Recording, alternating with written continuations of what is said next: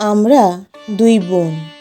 আমার বাবা মেয়ে পছন্দ করতো না, কিন্তু পরপর আমরা দুই বোন হই।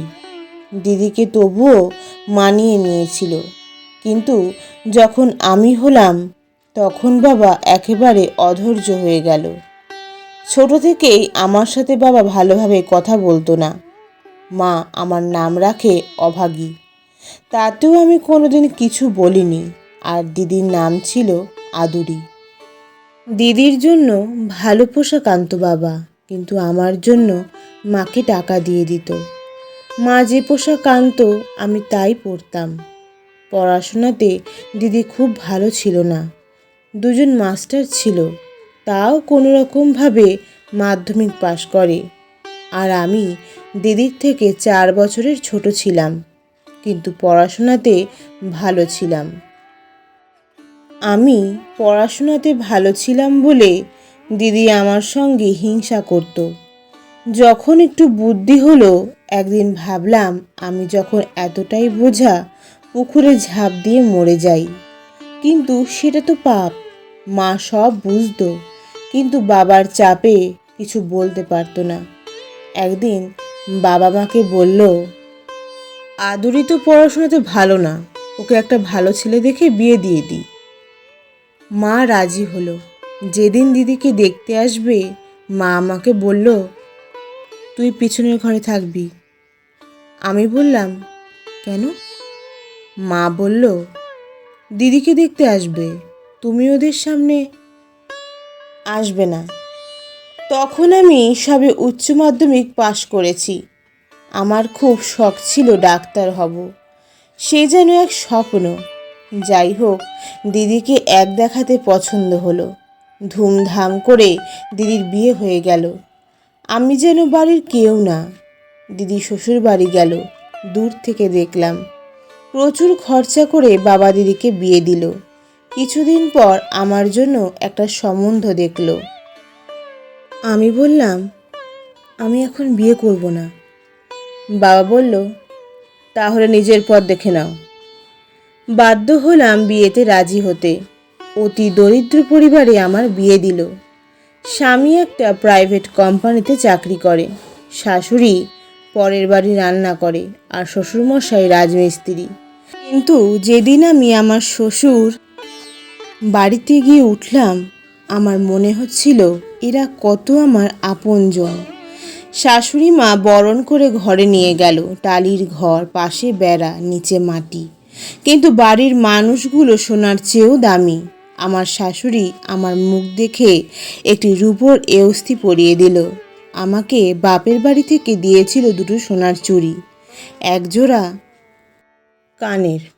কিন্তু ওই রূপোর এওস্তি আমার কাছে অনেক দামি মনে হচ্ছিল, কারণ তার মধ্যে ছিল ভালোবাসা, সম্মান।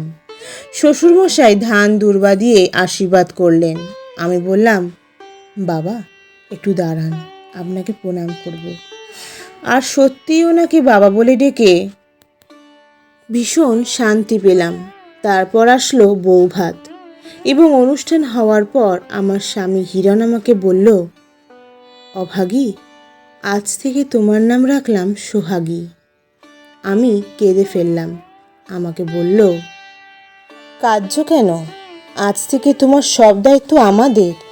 আমরা গরিব হতে পারি, কিন্তু আমাদের মনুষ্যত্ব আছে। তারপর আমাকে একটা সোনার আংটি পরিয়ে দিল। জানো সোহাগী, আংটিটা একটু পাতলা হয়েছে, পরে তোমাকে ভালো বানিয়ে দেব। আমি বললাম, তুমি আমার সাথে থেকো, সোনা দিয়ে কি হবে? শাশুড়ি মা হঠাৎ একটু অসুস্থ হয়ে পড়লেন। জমিদার বাড়ি রান্নার কাজে যেতে পারছিলেন না। আমি বললাম, মা আপনি ঘরে বিশ্রাম নিন, আমি গিয়ে রান্না করে আসছি, বাবা আমার সাথে যাবে। শাশুড়িমা বললেন, না না, তুমি কেন যাবে? কেন মা, আপনি তো রোজ যান, কষ্ট হয় না? আমি কদিন গেলে কিছু হবে না। জোর করে বাবাকে নিয়ে রান্নার কাজে গেলাম, বাড়ির সব করে রেখে। জমিদার বাবুর গিন্নি আমাকে দেখে চমকে গেলেন। এ কি, তুমি? তোমার শাশুড়ি কোথায়? মার শরীর ভালো না, আমি সব পারবো। আচ্ছা, তুমি আজ প্রথম এসেছো বলে তোমার সঙ্গে একটু গল্প করি। আমার সব জীবনই বললাম।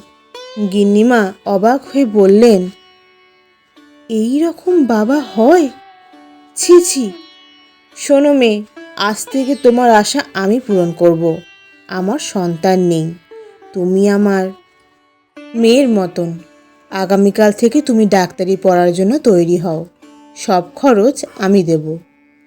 আর সত্যি গিন্নিমার সহযোগিতায় আমি গাইনো ডাক্তার হলাম। বেশ কিছুদিন কেটে গেল। গিন্নিমা অন্য লোক রাখলেন রান্নার জন্য। শাশুড়িমা বাড়িতেই থাকতেন। বাড়ির কাছে চেম্বার করলাম। একদিন একটি ছেলে এসে বলছে, আচ্ছা, এখানে ডাক্তার সোহাগী ম্যাডাম বসেন? আমি বললাম, হ্যাঁ, কেন? না, মুকুন্দপুর গ্রামের রবীনবাবুর স্ত্রী খুব অসুস্থ, একজন গাইনো ডাক্তার লাগবে, কিন্তু তাদের বাড়ি যেতে হবে, মহিলা আসতে পারবেন না। আমি নাম শুনে বুঝলাম। আমার স্বামীকে ফোনে সব বললাম। উনি বললেন, যাও, তোমার কর্তব্য তুমি করো। ওনার অনুমতি নিয়ে গেলাম দেখতে। যে দেখি বিছানায় শুয়ে আছে। আমাকে দেখে বলে, তুই? আমি বললাম, হ্যাঁ, আমি সোহাগী ডাক্তার। কি হয়েছে আপনার? তুই আমাকে আপনি বলছিস? আমি তোর মা। আমি ডাক্তার, আমার কাছে সব রোগী সমান। ওষুধ লিখে দিলাম।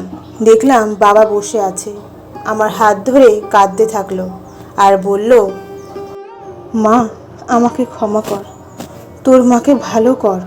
তোর দিদি তোর মা অসুস্থ হয়েছে শুনে আর আসে না। আমি এখন একা। চিন্তা নেই, উনি ভালো হয়ে যাবেন। ছেলেটিকে পাঠিয়ে দেবেন, ওষুধ লিখে দেব, আর প্রয়োজনে এসে দেখে যাব। দেখতে দেখতে মা ভালো হয়ে গেল। একদিন রবিবার, সবাই আমরা বাড়িতে, আর আমি মা হতে চলেছি। ঠিক সেই দিন মা ও বাবা আমার বাড়িতে এলো। ঢোকার সাহস পাচ্ছে না। আমার স্বামী ঘরে ডাকলো। দুজনে হাত জোর করে ক্ষমা চাইলো আর বলল, আমার মেয়ে অভাগী না, আমরা অভাগী, তাই ওকে চিনতে পারিনি। আমি তখন বাধ্য হলাম বাবা মাকে বলতে, আজ তোমরা তোমাদের ভুল বুঝেছ, এতেই আমার সব দুঃখ মুছে গেছে।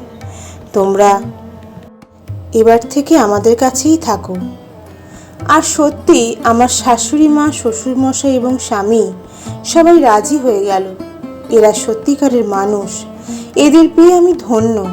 আমার শ্বশুরবাড়ির মতন শ্বশুরবাড়ি যেন প্রতি মেয়ের হয়। বন্ধু সবাই, নিজের সন্তানদের মধ্যে কখনো ভেদাভেদ রাখতে নেই। ধন্যবাদ। গল্প রচনা শ্রীমতী নন্দিতা দাস, কণ্ঠ রিজা দাস।